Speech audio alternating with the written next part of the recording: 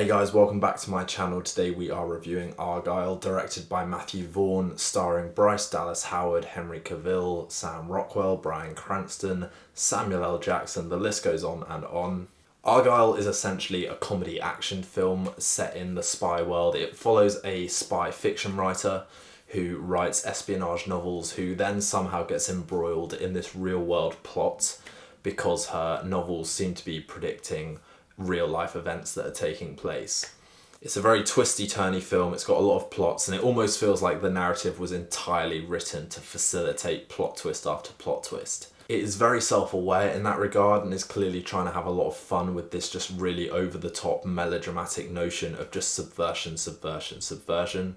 I think that absolutely would have been more entertaining had the characters been more fleshed out and had the characters been more fun to be around. I think this notion of having excessive plot twists and rug pulls could have really worked had we had these scene-stealing characters who could have provided that kind of charisma and that sort of pulpy, over-the-top fun. But for the most part, this fantastic ensemble is really wasted. Most of all, Samuel L. Jackson, whose role is basically reduced to laughing at a computer screen during the final act. There's a lot of negative press going around about how this film will do damage to Henry Cavill's reputation. Henry Cavill, despite being heavily marketed in the trailer, really isn't in it all that much. He is very much a supporting player. John Cena is not in it enough and not given any material to make use of his comedic or acting abilities. Ariana DeBose, same thing. Bryan Cranston and Catherine O'Hara get a little bit more to do, but again, it's not really anything that exploits their comedic or dramatic acting abilities. I think Sam Rockwell is probably the one character that this film hinges on to kind of redeem it. I think he's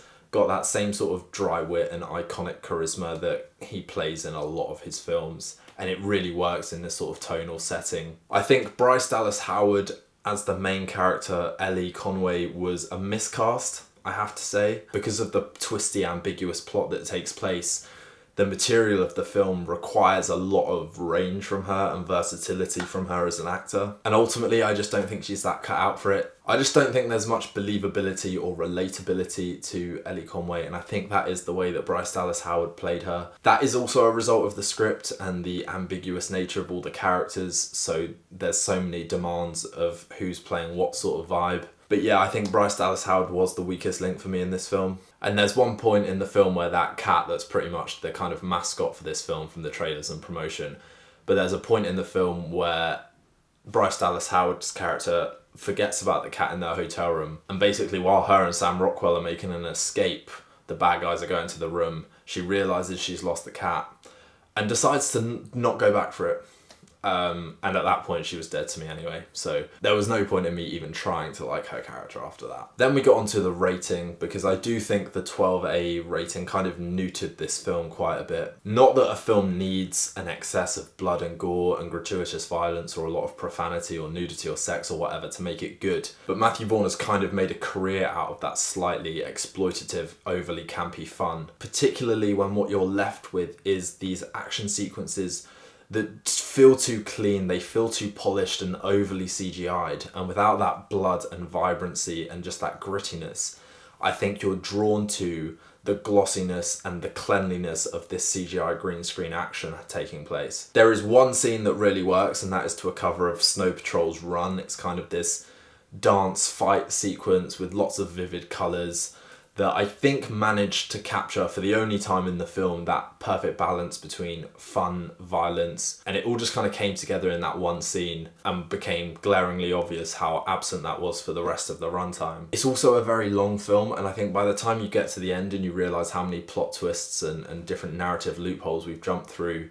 you kind of just think, oh, if the film had just sacrificed a couple of those and shaved its runtime by 20 minutes, we could have avoided that bloatedness. Particularly when the film is so concerned about this globe-trotting narrative, but you're never actually in these countries filming. You can tell they're just green screen backdrops for the most part. And there is glimmer of the creative exploitation and the creative excess that defines a lot of Matthew Vaughn's action cinematography and his criteria for making a great action film, but it definitely does not land with the same impact. That self-aware plot and that parallel narrative structure with us reliving the fiction world through Henry Cavill, John Cena and that cast, and then the real world narrative with Sam Rockwell and Bryce Dallas Howard, I feel like they could have done so much more with that, and from the trailers it seemed like there was going to be quite an even split between those two, But Henry Cavill's portions of the narrative are very much all at the start, and then that kind of gets phased out and he's not in it much at all.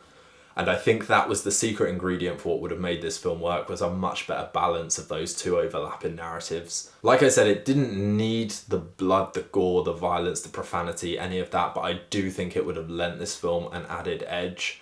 And I do think that by dialing it down to make it available for wider audiences, I do think they've lost a level of appeal that has then lost them money, much like Expendables 3 when they decided to go for a 12A rating rather than a 15. It's definitely diluted a lot of the content and a lot of the appeal that I think would have made the audience want to watch it. All the needle drops in the film and the songs are pretty well used. I'd say the score itself does feel a bit too reminiscent of The Kingsman to really stand out. The action is just okay for the most part, with the exception of one good moment. The cast are largely all wasted by a script that really doesn't service them, and the tone just doesn't feel like it's ready to lean into the fun as much as it should be. So for me, Argylle is definitely one of those films to avoid personally, but if you have seen it and disagreed, do drop a comment below and let me know your thoughts on it.